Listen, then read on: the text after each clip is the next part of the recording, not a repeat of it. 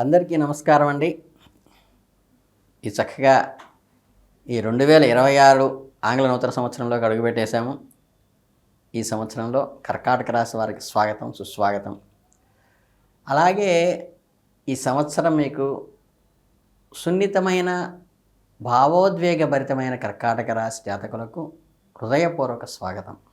ఈ సంవత్సరం మీ జీవితంలో ఒక నూతన శకానికి నాంది పలకపోతోంది.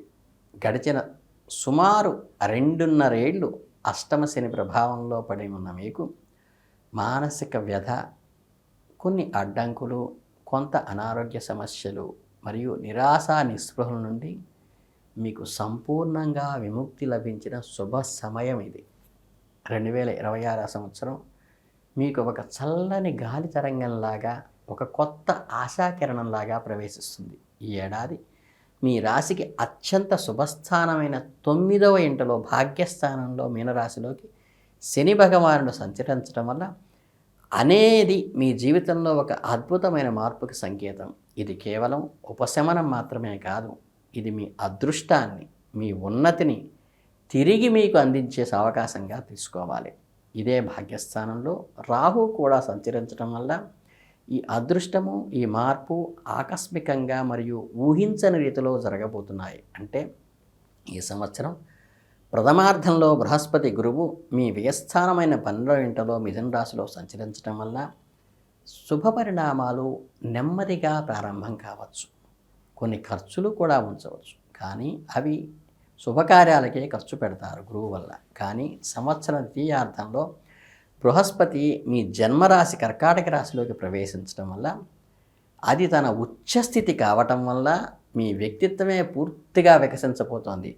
మీ జీవితానికి పునఃప్రారంభించే, రీసెట్ అయ్యే సంవత్సరంగా తీసుకోవాలి.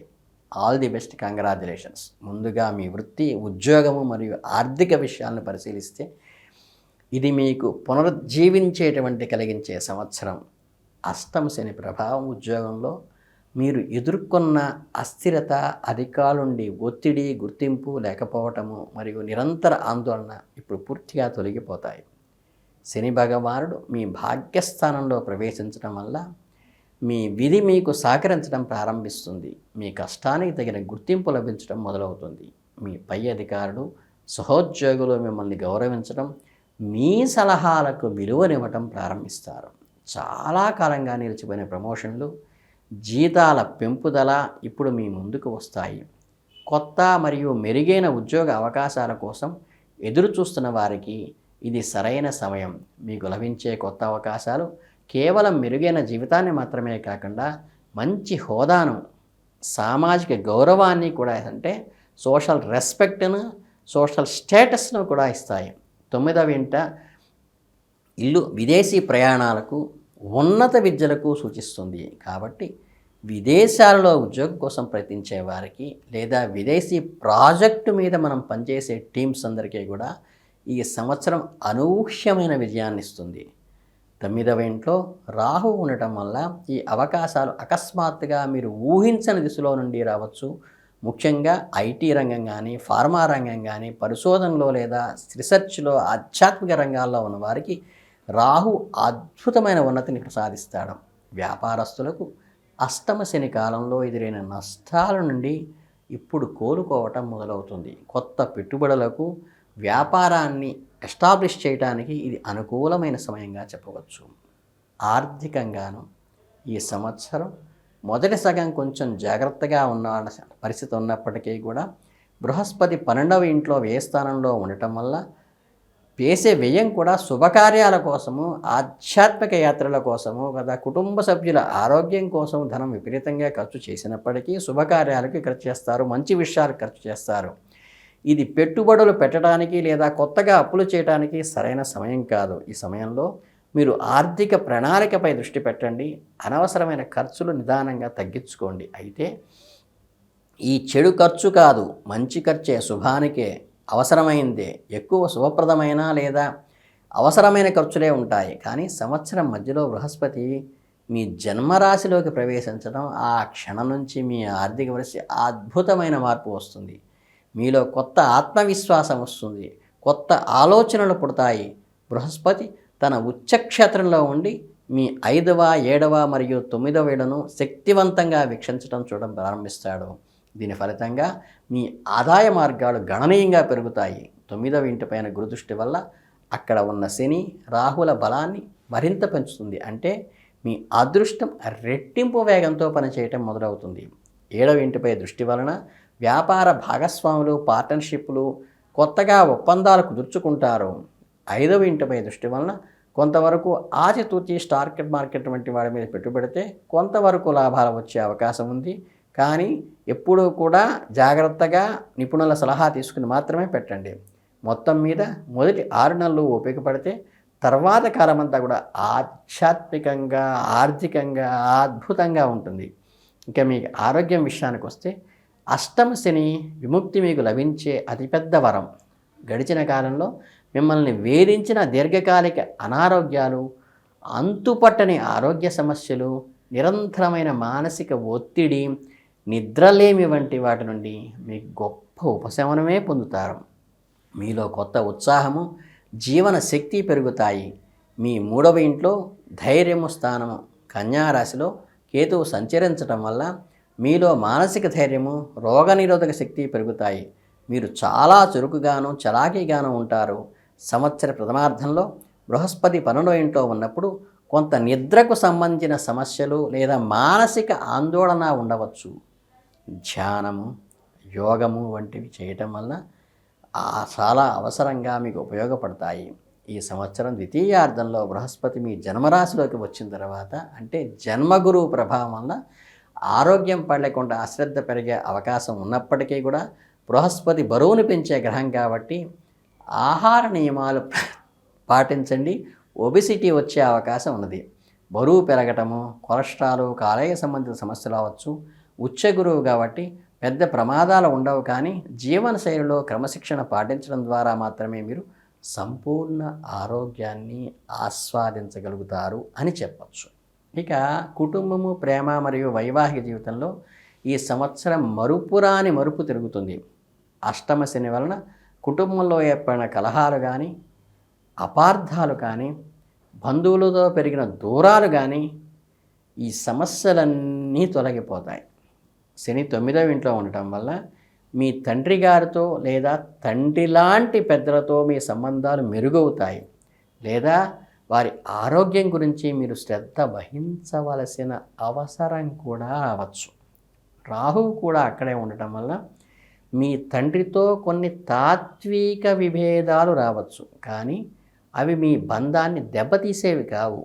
కేతువు 3వ ఇంట్లో ఉండటం వల్ల మీ తోబుట్టువులతో సంబంధాలు కొంచెం అంటీ ముట్టనట్లుగా ఉండవచ్చు. లేదా వారి జీవితాల్లో బిజీగా ఉండవచ్చు. ఆ సిబ్లింగ్స్తో కమ్యూనికేషన్ గ్యాప్ రాకుండా చూసుకోవాల్సిన బాధ్యత భౌతికంగా మీరు ప్రయత్నించండి. ఇక అసలైన శుభవార్త ఏంటంటే, సంవత్సరం ద్వితీయార్థంలో బృహస్పతి మీ జన్మరాశిలోకి ప్రవేశించి మీ 7వ ఇంటిని కళత్ర స్థానాన్ని నేరుగా చూడటం వల్ల అవివాహితులకు 100% వివాహ యోగాన్ని పూర్తిగా కలిగిస్తుంది. చాలా కాలంగా పెళ్లి కోసం ఎదురు చూస్తున్న వారికి ఈ కాలంలో అత్యంత అనుకూలమైన సమయం. మంచి కుటుంబం నుంచి సంబంధం కుదిరి వివాహం వైభవంగా జరుగుతుంది. ప్రేమలో ఉన్నవారికి వారి ప్రేమ ఫలించి పెద్దల అంగీకారంతో వివాహ బంధంలోకి అడుగుపెట్టే శుభ పరిణామం వచ్చేసింది. ఇప్పటికే వివాహమైన దంపతుల మధ్య అన్యోన్యత పెరుగుతుంది. అద్భుతంగా అన్యోన్యంగా జీవిస్తారు వివాహం అయిన వాళ్ళు. గతాన్ని మర్చిపోయి కొత్తగా మీ వైవాహిక జీవితాన్ని పునఃప్రారంభించినట్లుగా అనిపిస్తుంది. జీవిత భాగస్వామి ద్వారా మీకు లాభము, మద్దతు కూడా లభిస్తుంది.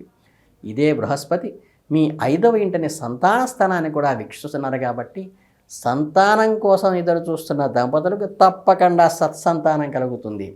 మీ పిల్లల వలన మీ గర్వపడే సంఘటనలు, వారి ప్రవృత్తి మీకు ఆనందాన్ని ఇస్తాయి. పుత్రోత్సాహాన్ని మీలో రెట్టింపు చేస్తాయి. ఆల్రెడీ పుత్రులు ఉన్నవాళ్ళకైతే.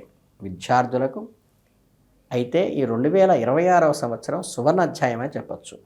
అష్టమ శని ప్రభావం నుండి బయటపడడం వల్ల మీ ఏకాగ్రత, జ్ఞాపక శక్తి తిరిగి పుంజుకుంటాయి. ముఖ్యంగా ఉన్నత విద్య, పోస్ట్ గ్రాడ్యుయేషన్లు కానీ, పిహెచ్డీలు కానీ, రీసెర్చ్లు కానీ, విదేశీ విద్య కోసం ప్రయాణిస్తున్న వాళ్ళ విద్యార్థులకు 9వ ఇంట్లో శని రాహువులు ఒక వరం వంటి వారు. మీరు కోరుకున్న విశ్వవిద్యాలయ యూనివర్సిటీలో మీకు నచ్చిన సబ్జెక్ట్స్లో మీకు సీట్ లభిస్తుంది. రాహు ప్రభావం వల్ల మీరు కంప్యూటర్ సైన్సు, పరిశోధన, విదేశీ భాషలు లేదా ఈయన సాంప్రదాయేతర కోర్సుల్లో అద్భుతంగా రాణిస్తారు. ఈ సంవత్సర ప్రథమార్థంలో బృహస్పతి 12వ ఇంట్లో ఉండటం వల్ల కొంత బద్ధకాన్ని, చదువుపై అనాసక్తిని ఉండవచ్చు లేదా విదేశాలకు వెళ్ళటానికి ఖర్చులు పెరగవచ్చు. కానీ ఈ సంవత్సర ద్వితీయార్థంలో బృహస్పతి మీ రాశిలోకి వచ్చినప్పటికీ మీ జ్ఞానము, మీ తెలివితేటలు పదును తీరుతాయి. 5వ, 9వ ఇళ్లపై గురువు దృష్టి వలన విద్యలో ఎలాంటి అడ్డంకులైనా తొలగిపోతాయి.